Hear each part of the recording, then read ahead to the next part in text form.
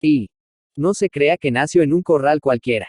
Nació en el parque del Marqués de las 12 Crestas, y fue hijo de un hermoso gallo y de una corpulenta gallina. Aves de distinción, pues el padre era soberbio como un príncipe y la madre muy honrada madre de miles de polluelos. Hubiera, seguramente, pasado una existencia feliz, esperando con el tiempo llegar a heredar la jefatura, pues a ello le hacían acreedor su gallardia y su marcial continente. Pero la suerte le reservaba para otra existencia más azarosa. Sucedió que Tadeo, el guarda del corral y de todo el parque, penetró una mañana, un poquito antes de servirles el desayuno, armado de un formidable cuchillo. Los gansos, gente descontentadiza, que piensa que el mundo todo pende de su voz, hablaron a un tiempo, brac, brac, brac. La población del corral acudió al encuentro de Tadeo a darle cortésmente los buenos días, y a colocarse, los mejor educados y los jóvenes, a cierta distancia para guardar los granos de trigo que esparciese la mano del guarda lejos de sí, y los más glotones y los viejos muy cerca para engullir mucho y pronto. El pollito de nuestro cuento se paseaba no lejos de la multitud, afectando cierta indiferencia propia solo de personas distinguidas. Muy señores míos, dijo Tadeo al pueblo de pavos, gansos, faisanes y gallinas, que, con la cabeza en alto y el pico abierto, aguardaban otra cosa de más sustancia que un discurso. Es triste la comisión que me trae a ustedes. Pero como quiera que todos nos debemos a la patria en que nacimos, vengo a advertir que, herido en su amor propio el mayordomo del señor Marqués de las 12 Crestas, nuestro amo, porque la honra es. La multitud, impaciente, prorrumpió en gritos diversos, que querían decir, al grano. Al grano. En suma, al grano voy, pero no al que pensáis, sino a otro, y es que el señor Márquez ha reñido al mayordomo y este al cocinero y este a mí. Porque parece que el señor duque de no sé qué, ha ofrecido a nuestro amo una fritada de pollos mejor que las que acostumbra a comer en nuestra casa. El señor Márquez dice que esto consiste en que el mayordomo no tiene buen cocinero, el señor mayordomo cree que se debe a que el cocinero no ha sabido trabajar, y por último, el señor cocinero echa la culpa sobre mí diciendo que como yo no cuido bien de ustedes, cuando llega la ocasión no se ofrecen sino aves enjutas y flacas. Esto no es cierto, vive Dios. Y ustedes pueden confirmarlo. A morir, pues, por mí que soy un hombre de bien, por el señor cocinero que es un buen artista, por el señor mayordomo que es un excelente administrador, por el señor Márquez que es un excelente amo, y en fin, por la honra del parque en que habéis nacido. Esta última parte del discurso produjo general consternación. Todos bajaron la cabeza y partieron por diversos lados, los patos y los gansos con ese paso desigual que acostumbran, echando torpemente un pie a un lado y otro al otro, balanceando a este compás su cuerpo y estirando el cuello de un modo grotesco. El gallo volvióse desdeñoso y prosiguió con majestad su marcha de vigilante policía. Una ley de muerte. Una sentencia así, conmueve las más varoniles repúblicas, y nada hay como un decreto de muerte, una quinta una leva, para consternar a las madres. La de nuestro pollito tembló por su hijo. Era el más hermoso del corral, donde por ser frecuentes las matanzas, no había muchos pollos, y según aseguraban unos conejos, que todo lo comentaban entre sí con gestos y secretas conversaciones, podía llegar la cosa hasta poner en grave riesgo la vida del gallo, virrey de aquel pueblo de corral. Mucho antes de que Tadeo se resolviese a la matanza, la madre del pollito intentaba convencer a este para que siguiera a la letra un plan de salvación. El pollito, aunque nada cobarde, amaba la vida, se hallaba en la primavera de la suya. Le dolía morir de un modo tan poco digno, morir él, que había soñado con ser, andando el tiempo, el gallo de aquel corral. Oh sueños de ambición desvanecidos. Debía aceptarse un plan de salvación, a ello obligaban poderosas razones. Si él se quedaba, podrían matar al padre, con la esperanza de hallar en el hijo una sustitución muy conveniente, o podrían matar al hijo, toda vez que el padre, aunque viejo, serviría aún por mucho tiempo, y pensaba la prudente gallina, y pensaba bien, que si a ambos no los habían de matar, la fuga del uno aseguraba la vida del otro. Iba a huir el gallo. Esto, sobre ser poco prudente, era expuesto. No viaja seguro un personaje de distinción.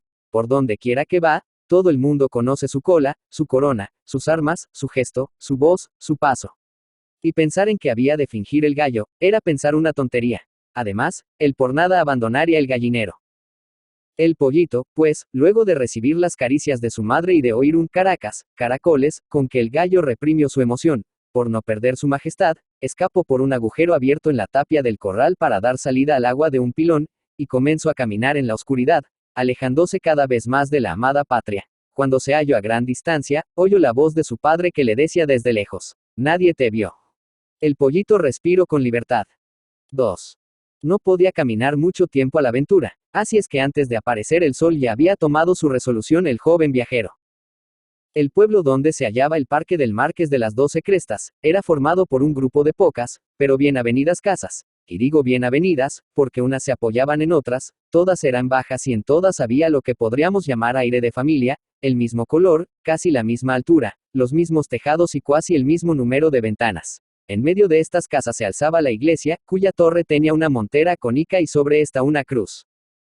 Ya comenzaba a enrojecerse el cielo y se extendía por él esa claridad tan hermosa, anuncio de la aurora. Oíase el ruido de las hojas de un bosque no lejano, el ladrido de los perros y el canto de Diana, entonado a porfia por todos los gallos de los corrales de la aldea.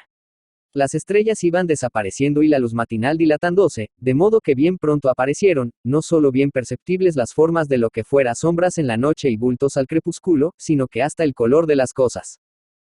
Próximo se hallaba a la cerca de una pobre casita nuestro prófugo cuando oyó tras de sí pisar a un pollito de esos que a porfia quieren esconderse bajo la madre. Frío, frío, frío, frío, decía. El desertor se coló en el corral. Era un pobre corral, donde no había sino 2 gallinas y un mal gallo de facha no muy noble, pues estaba desplumado, y además, era tuerto y cojo. Comparó a este miserable soberano con su padre, y esto le entristeció, como es natural. No fue mal recibido, especialmente por las 2 gallinas, que desde luego admiraron su gentileza, y aun por el gallo, que desde luego comprendió que se vería obligado a transigir con el huésped. Pasó algunas horas prometiéndose vivir muy sosegado en aquella república donde no debiera haber peligro sino de boda a boda. Mas he aquí que pasado este tiempo presentaronse en el corral 2 ancianos, una mujer y un hombre. Pusieron en el suelo una cazuela de salvado, y ambos dijeron con acento bondadoso y alegre: pitas, pitas, pitas. El gallo se apresuró, la otra gallina igualmente, y, por último, la madre acudió también calmando la impaciencia de los hijuelos que, como niños mimados y golosos, corrían diciendo a la vez: mío, mío, mío. Ya habrá, decía la clueca. En esto, el pollo, a quien el viaje había dado apetito, se decidió a presentarse. Calla, un pollo más, dijo el viejo. Qué hermoso, exclamó la buena mujer. Mira, un excelente gallo, conservale. Pero si no es nuestro, debe ser de nuestro vecino el pollero. Aquí tenemos la de todos los días. Mira, mujer, llévasele enseguida, antes de que salga a la ciudad y le eche de menos. En efecto, al poco rato entró el pollero, que aseguró con la mayor desvergüenza que el pollo era suyo. Tomóle por las patas, y se lo llevó. Maldita suerte, cuando en este corral hubiera podido vivir nuestro pollito, crecer y llegar a gallo sin el menor cuidado. Pocos días después se hallaba en la ciudad embanastado con otros pollos y gallinas y picoteando el engrudo de un papel donde se leía: Santander. Gran velocidad. ¿A dónde dirán ustedes que iba? Pues a embarcarse en el vapor Liverpool, que partía para Londres. 3.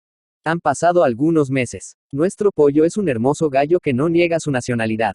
Aquella arrogancia española, aquella gravedad castellana, aquella postura de Quijote, dejan a las 1000 maravillas bien sentado el pabellón nacional. Su cresta es roja, y en la cola muestra algunas plumas gualdas.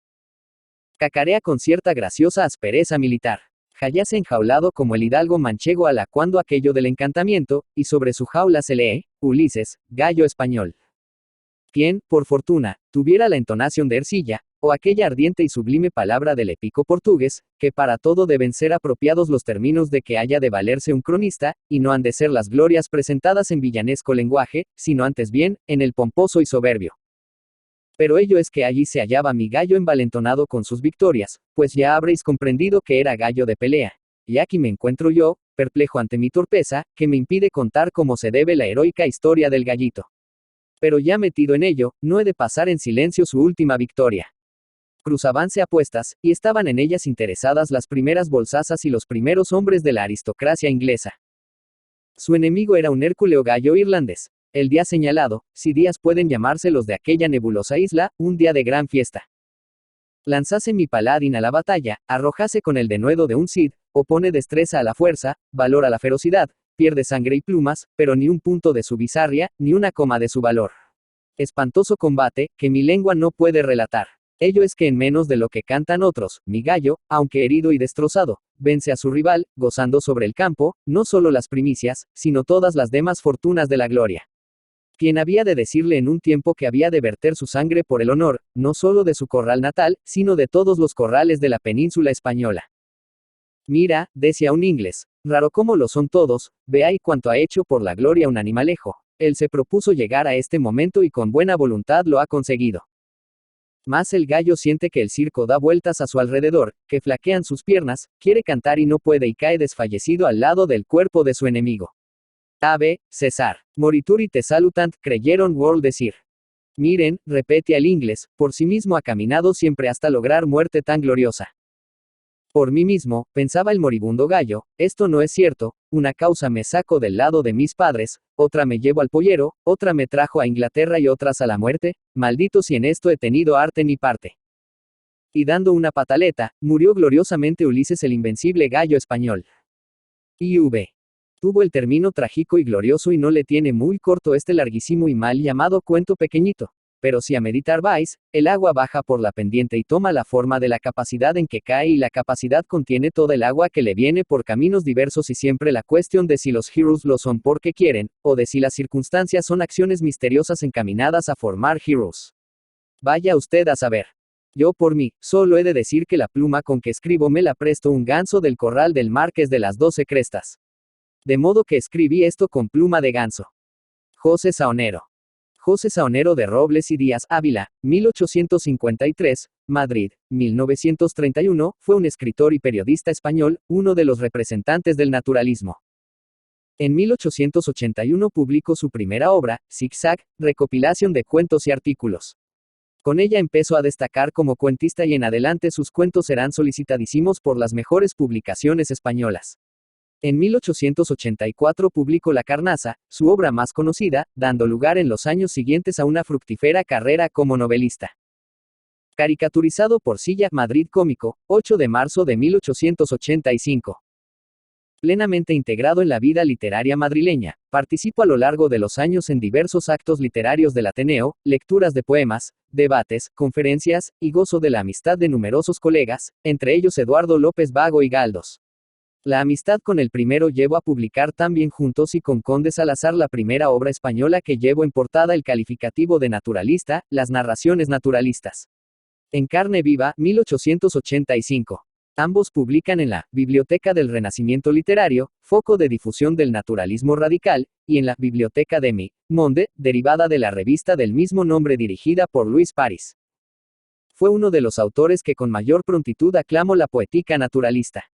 El 15 de septiembre de 1880 publicó en la Union el artículo, Emilio Sola, que había sido rechazado en varios periódicos y en mayo de 1881 publicó el artículo, Nana, en ambos defiende a Sola, su nueva novelística y sus deseos de transformación social.